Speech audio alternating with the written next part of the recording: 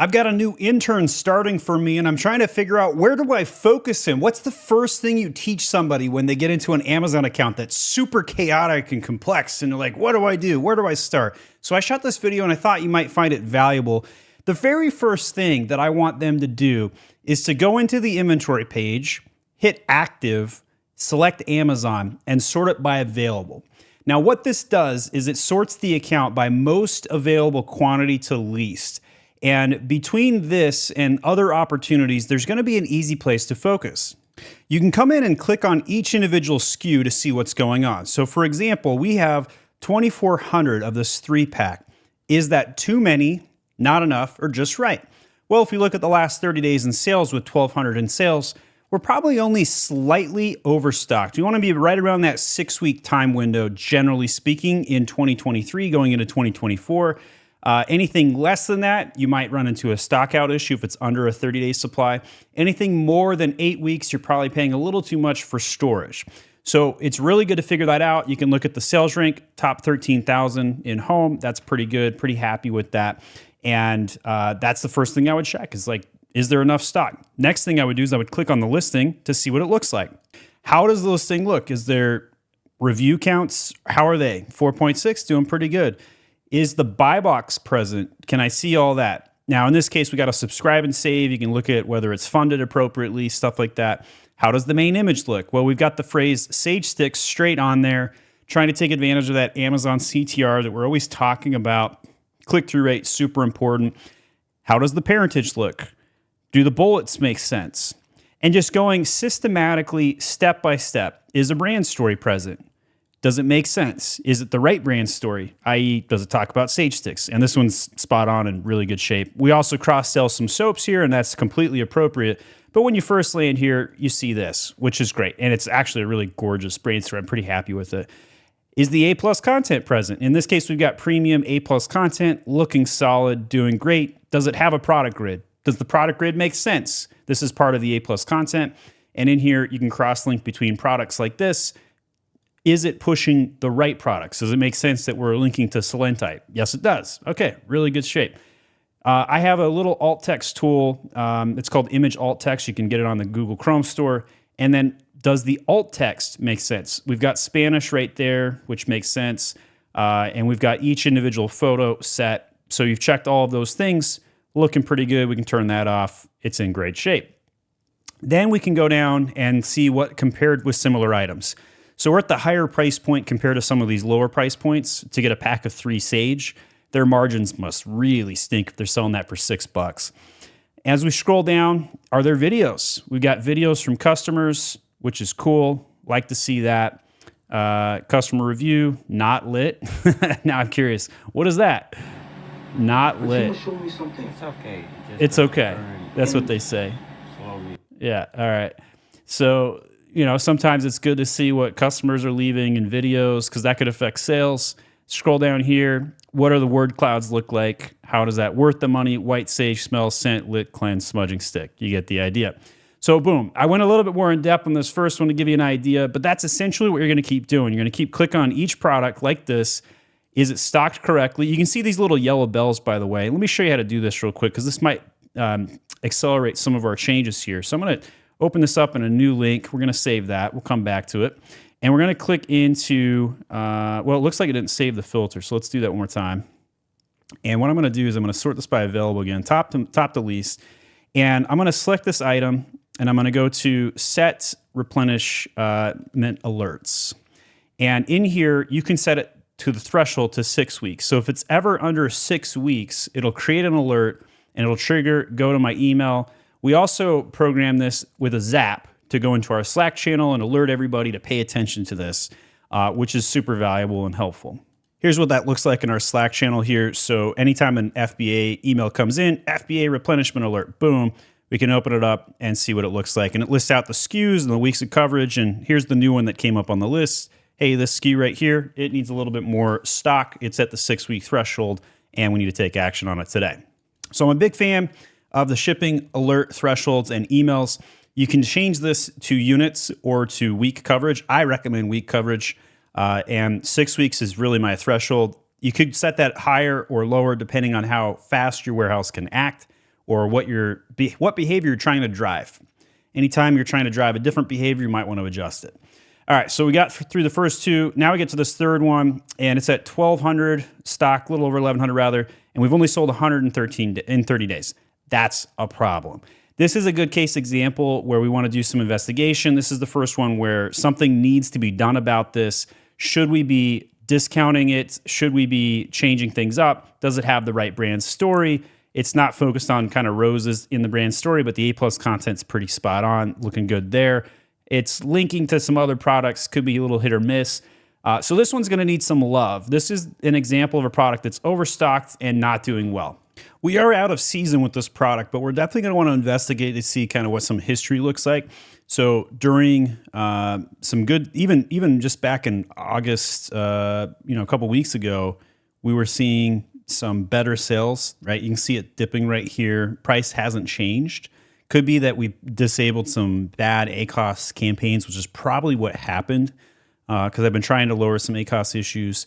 But you can see here when we lowered the price all the way down to $12, we got it in the top 30,000. Not enough to make any money. Was kind of hoping that we could retain some of these profits, but it's grossly overstocked and it's a problem. And February is like 5 months out. So what we're going to do here is we're going to hit edit. We're going to create a sale and we're going to try and move some units. So we're going to go down to a sale price of $14.99 and we're going to put the sale on for 1 week.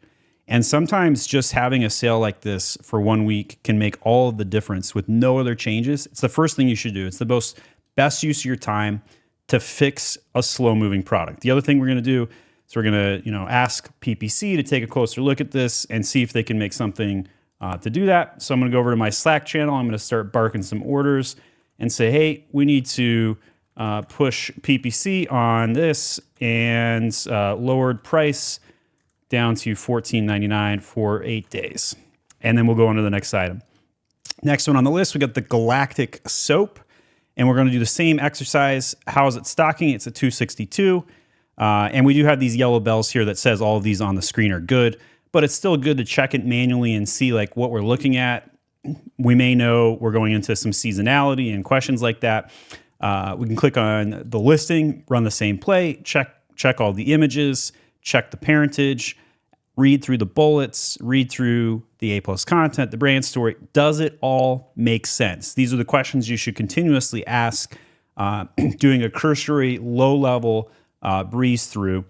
And we can look at the reviews. We're at that 4.4. If it goes to 4.3, could round down. Usually it rounds up.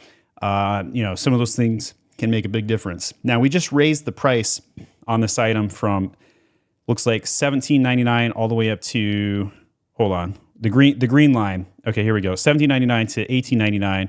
And it was the list price that went up. It'd be kind of unusual for list price changes to affect sales velocity. So I think that's just kind of a coincidence there where we see the intersection. And really no change on velocity by raising that dollar. He used to be down at $16.99. Was pretty stable there like that. I think the reason we've seen sales in the last 30 days dip a tiny bit, but they actually look like they recovered already, is just because we had some of our other mainstay stocks come back in. They were out of stock for a while. This was the item that was getting pushed. You can see here, historical trend looks pretty solid. We did lower it down accidentally down to $7 for a day there back in July. And that made a massive improvement in sales, but it followed by just right back where it was. So sometimes price changes can make a big difference, sometimes not. But this product's doing just fine. Probably not a lot of effort or focus needs to be put here. But at the end of the day, you always want your PPC going on wherever you're selling the most units. Another thing you could do if you don't want to go product by product like this, you could also go to the sale by ASIN report and go product by product like this, going top sold to least sold. The reason why I think it's better to start on the inventory page versus the business report is because this will show you where most of your problems and overstocks are by sorting it by the most available product. And if you stay on the business report, that's true, you'll focus on the most sellers. For example, my Halloween tumbler is doing fantastic, but I don't know what else I could do on this unit besides raise the price and take some margin to make it even sell even better. Maybe focus some more PPC, but I mean, like if you look at the trend line here, I mean, it's at an all-time high at that 4,200 rank just doing really great. Last year, it didn't even get down to 8,000 going into Halloween, week of Halloween there. So we're actually beating what we did last year considerably, and that's kind of a big deal. And we even got that extra dollar price raise here, and the BSR just keeps getting better and better. And I'm realizing now my video was over the top of that. So you can see the BSR is just getting better and better here, and we're at rank 4,200 in home goods, crushing it with that. It's doing really well. You can see we sold 832 units in the last 30 days. That's a pretty good skew. Pretty happy with that. The challenge on this account isn't that we don't have some winners, because we do. The challenge on this account is we have too many SKUs, way too much going on, a lot of complexity. And so what happens is products like this, where our former winning products did really well in the past, are now suffering. So we have a product with 400 in stock and only 14 sales in the last 30 days. That's a really big problem, really big challenge. And so this one needs some evasive action. I'm going to run a sale on it. I'm going to try and push some units. If you look at the history on this and you go through the Helium 10 report and the BSR, you'll see that this unit sold $144,000 in its first 30 days when it first came out. It did really well. It was in the frickin' top 1,000 BSR of all beauty. I mean, that's incredible. Really, really good. But the challenge is it's not producing, 2 years later, and, everybody and their mom and dogs has their own mom box, and that's been the biggest problem. We tried rebranding it. We tried redoing the images. Nothing's moving this. So what I ended up doing is I lowered the price down to $24.99 for a week. We're going to see if that helps move the BSR. Sometimes it does, sometimes it doesn't. You can see right here, back in May and Mother's Day, it's very seasonal product. And we'll do the same thing with Christmas. So it's just a question of jockeying for position going into Q4. Each product needs to be doing something different. So I would run the same exercise going product by product, clicking on these. And for the sake of showing you something different in this video, the next thing I'm going to do is I'm going to go over to a Cerebro report. Now we're going back to the Forever Rose position product. And what's really cool about Helium 10 is they now show you a historical trend chart. And this is incredible. So I'm going to move my camera up here for this. See if I can recenter that. And what I really like about this is just a quick snapshot where you can see everything very quickly on what's happening on this product. So if you look at the list here, you can see that in August, we had 2,400 organic and 1,900 sponsored. And in September, it's dipped quite a bit. It's having some challenges. But for the last 2 months, pretty stable, pretty organic, doing pretty good, like that.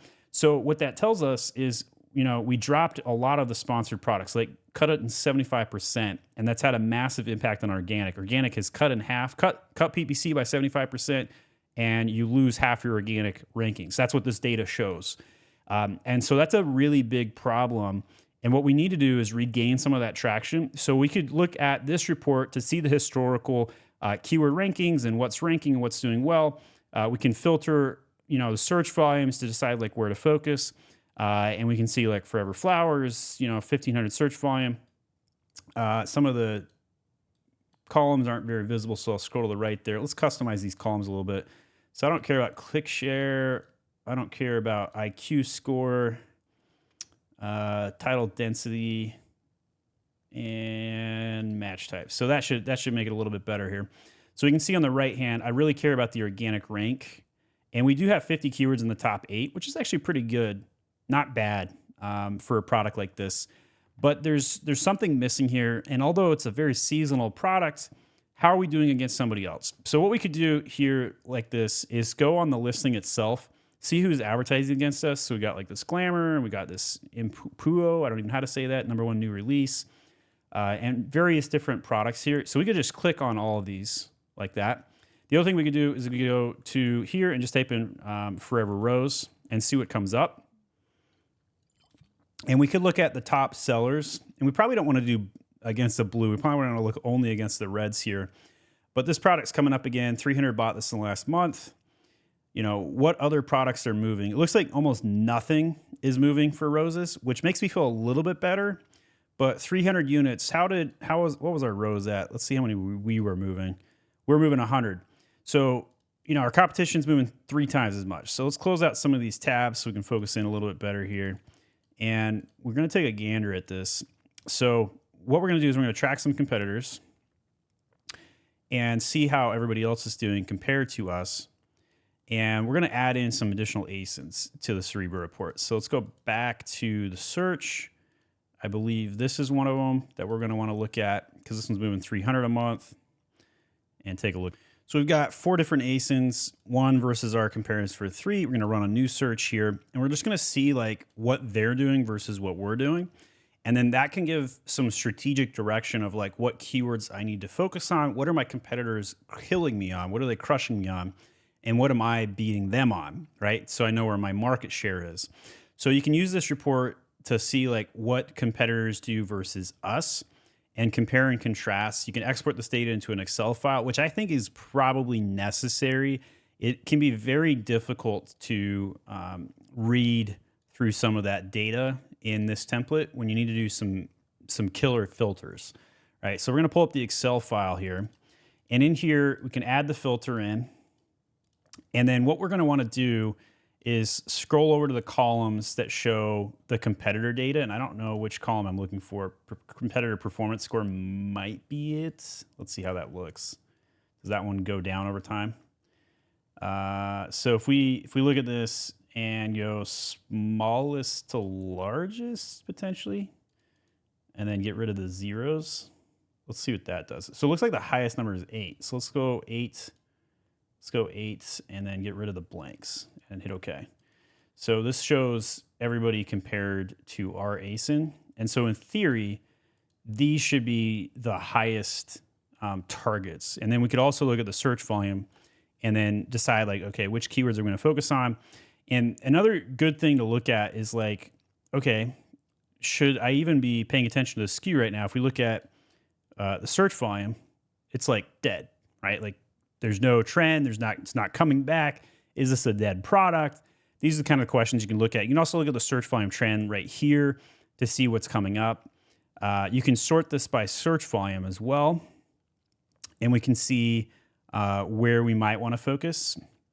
So what's interesting is the sponsored rank average on birthday gift for women is number 4 for a 275,000, right? So the question is, should I be focusing on birthday gift for women with this product? And I actually think that's probably something we may not be doing enough of. So for quick sake, I think what I'm going to do is I'm going to open up another tab here and then go back to my product. See if we can find the right tab for it. Put in my ASIN and then go look at my own ranking on this keyword. And the keyword we're looking at is birthday gifts for women. So we're going to go do phrases containing birthday gifts and sort this by volume. I clicked on the wrong column. There we go. I'm not seeing the same keyword. Maybe I have the word, does it have the word S? Is that what I did wrong? Birthday gifts for women. So I don't actually see me ranking on this keyword, which could be a problem. Maybe that's why this could be a takeaway item, action item for us. So if we scroll down this list, see what everybody else is doing, and I would say, yeah, my product probably fits in this mix pretty good. So what we could do then is go into our campaign manager and create a new campaign with that keyword. So this is a great case example of why looking at your competitor ranking data can help you find new keywords to focus on. So we're going to paste in, so let's go to, we're going to type in rose, grab the right product here. Oh, a lot of my soaps have rose in them. Okay. And then we're going to call this ad group birthday gifts for women, because it's going to be a 1 keyword campaign. And we're going to go to manual targeting. I'm going to type in the list. We're going to go probably with broad match. And then, oh man, 239 on the bid. Ouch. And it's a 200,000 search volume too. Okay. And this campaign could fall flat. It's tough to say. We'll put a $50 budget, saying 80 is the suggested. So we'll try that and launch the campaign. So a single keyword campaign hitting a product where everybody else in my competitor list is hitting and I am not. And that's where we're going to try and focus in. So you go down this list, keyword by keyword inside of Helium 10, comparing multiple ASINs in Cerebro like this, and see where the focus needs to be. You can use Excel file like this and filter in and try and focus on search volume. You can focus in various different filters. You get multiple filters at the same time, or you could do it directly inside of the Helium 10 portal and do one filter at a time, where we got like search volume like this, the number of sponsored keywords or the position and the rank. So if we scroll through this and try and do position, relative rank, position like this, and then we try and filter scrolling back to the left based on search volume, which keywords would make sense. So like rows for women, obviously this would be a pretty good one for us to focus on. There's my product showing up organic slot number 2. That's pretty good, pretty happy with that, but it's only a 200 search volume. So the challenge on your filtering is like, how do you find the maximum volume versus niche, and to maximize, PPC gifts. I read the word rose gift, to maximize your ACOS on the PPC keyword at a time. So rose gift box might be another good one. So if we go back to the campaign creator, we can make new PPC campaigns based on discovering what our competitors are doing that we may not be focused on, that we need to be focused on. So I'm going to hit continue on this, make one more single keyword campaign. Then I'm going to show you another type of thing you can do using icap, one of my favorite things. All right, so I don't want the one with the necklace. Did I do the one with the necklace on accident? When I made the last one, I needed to be focused on the rose box. We're discontinuing the necklace. We actually ran out of necklaces. And then we're going to go to manual targeting, enter list, rose gift box. I do prefer broad match when I'm first trying things out. And that's a way better on the ACOS there. We're going to go in and name the campaign, put a $35 budget, sure, no problem, launch. I'm going to go back and double check because I actually don't remember if I put the right product on the last one I just made. So I'm going to type that in. Birthday gifts for women, and double check that one real quick. Make sure it says incomplete on the stats. I don't know if that's why that's coming up. Your ad group needs one product and one target. Let's see what's going on with this. Oh, that's weird. It's like the product didn't even get added. Weird. Haven't seen that before. We'll enter both SKUs just in case. Okay. All right. Hopefully it works that time. Now it's making me wonder if I did the one I just made wrong. You got to double check these things, right? Let's type in rows. Should be a lot of campaigns that come up for this. And I want to do the start date so I can see the one I just made. So if you're ever wondering how to find what you just made, just sort it by start date. Sometimes that's the easiest and fastest way. So rose gift box. And then let's go in and look at the keyword. Make sure we have the right products added. So add products, it says ineligible. So I bet you I added the FBM and not the FBA. So this is why I have two SKUs, is so that if one goes out of stock, boom, there you go. See, this is why I got to double check sometimes. I missed a step. So sometimes showing you how I missed a step will help you not miss the step. All right, so the last thing I want to go over is the search query performance report. And what we're going to do is we're going to take the same ASIN, if I can find it. All right, let's close out some tabs. Tab crazy. I don't know about you guys. Closing down the Chrome browser after you're done for the day. Woo! About 50 gigs of RAM dedicated to just Chrome. All right, we're going to go down to the ASIN view, look at the report for August, and hit apply. So here's our market share. We've got 2% of roses. That's actually pretty good. When people see me, I get 1 out of 4 clicks. That's pretty good too.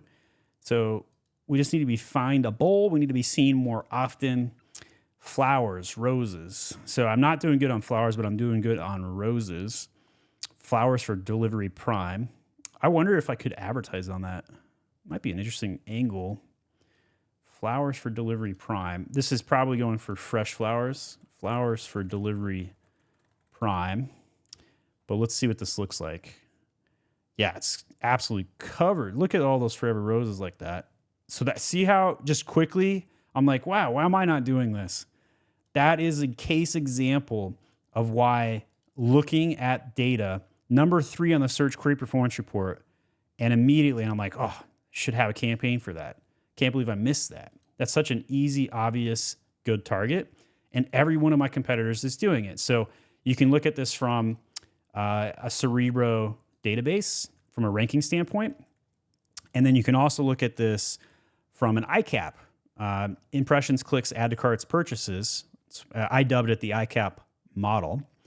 And in here, we're going to do a broad match for flowers for delivery prime. $230 on the bid, a little pricey, but I think it'll be high converting, so I'm not too worried.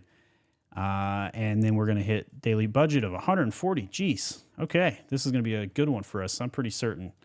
Might have to let my PPC guy know that we're creating all these campaigns. He's going to be like, what is going on? Where's the spend going? Good one to tell the team about. All right, so that was a really big one right off the bat. Pretty surprised by that, actually. The word tomorrow, I mean, look at the volume. Again, big volume. Roses in a box, forever roses. I'm pretty sure I have most of these covered. Real flowers, that's a weird one. I wouldn't have expected that one to show up. Let's go see what this one looks like. Real flowers. And again, boom, no brainer. I should be here. Here's my product organically ranked. So I'm actually in the top 10 for that. The word real flowers. I would not have thought of that though. And I wonder if I have or have not been advertising on this. I don't even know. I could go, if you didn't know this, you can download a template file that shows every keyword you advertise on it. Let's do rose box, and you can filter it for like most sales. You can filter it. I keep adding the wrong one. Do not want to advertise necklace anymore. We are out. We are out on that one. All right.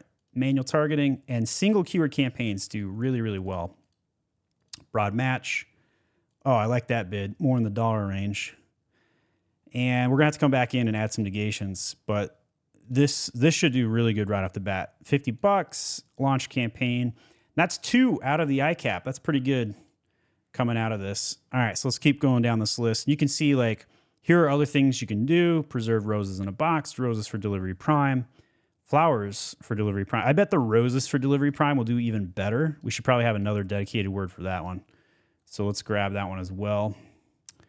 And you can see, here's another cool thing about the icap. If you didn't know, you can go down to the keyword level to see who shows up the most.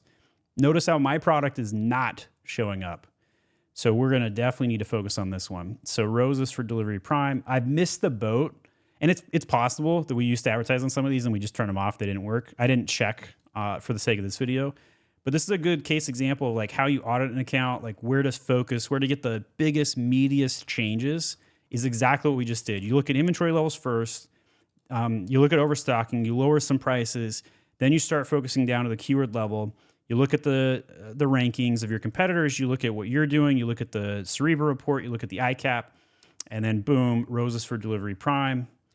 And we're off to the races. And that's going to be another big one here. So I'm going to launch this campaign. I bet you half of these campaigns I set up will do really well, and the other half will suck. We're going to have to turn some of those off, add some negations, do some bids. But you can see the list right here. I mean, it's pretty clear like where we should be focused. Gift for her might be another good one. Kind of curious about that one. Gift for her. Let's look up the actual result. Gift for her and see what that looks like. Again, roses everywhere. It's very clear that the icap is leading me in the correct direction. They clearly, all my competitors are doing it. So if your competitors are all doing something, probably a good indication. You should do it too, or at least test it. It may not work, but probably will. Gift for her, this will be the last one. We'll set up today and get it off to the races and see what happens. So adding both SKUs this time. I'm setting it up all correctly. I'm getting into the mojo because I don't do this very often. Pretty much only do advertising work when I'm shooting videos.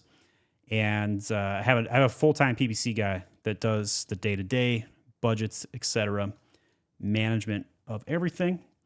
And that is our video today. So if you found this valuable, leave a comment for me and say, great Amazon tips. That'll help me rank it for Amazon tips. And if you're looking for more tips, maybe you want to see some graphic tips, I have a really cool page I set up. It's called myamazonguy.com/tip, and it will load a random tip. Get another tip. Click that button, CTA.